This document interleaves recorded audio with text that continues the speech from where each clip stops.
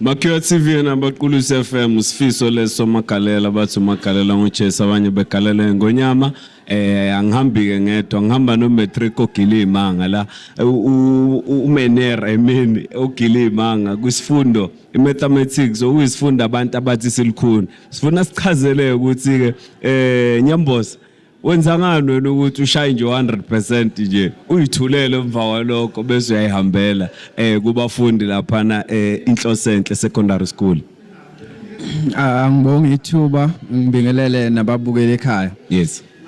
Kulula kakhulu kwi-maths mangizokuthatha ngibeke emlandweni we-maths i-maths saziwa siyisifundo engathi silikhuni. Yes. Kodwa kuba lula ukuthi ingane zenze kahle ngoba uqala ukuyilungiselela kulama class asezantsi uyinikeze kahle i-background ko grade 9. Yes. Uthi ukhuphuka nazo nje ziya ko grade 10 11 sebeyaqala bayazethemba.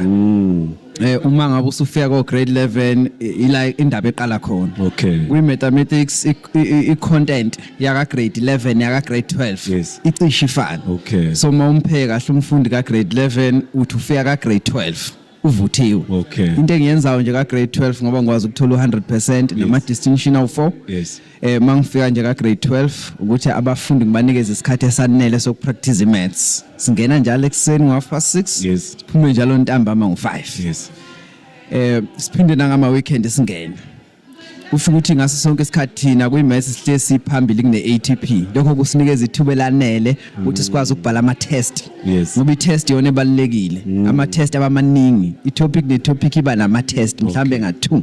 Minimum of 2 tests per topic. Yes. Lento kubanikeza ithuba elanele ukuthi beyibone ukuthi yipi topic abangathi abakayizwa kahle.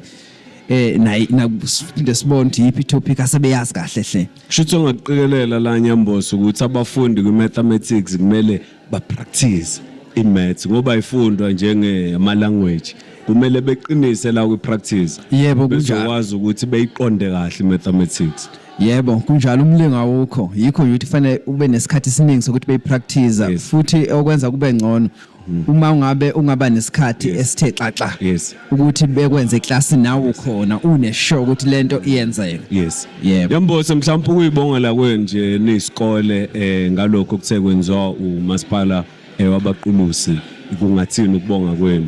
Yebo. Qoqa nje konke usubongela nesikole konke. Yebo siyabonga kakhulu ukuthi sibe ingcenye sibonga kumasipala kubaqulusi municipality ngaleli thuba lokuthi besibize soqonyelisa sithola indondo sibona sibakhulu ba appreciate umsebenzi osiwenzile siyabonga kakhulu ngathi bengaqhubeka nangeminye iminyaka.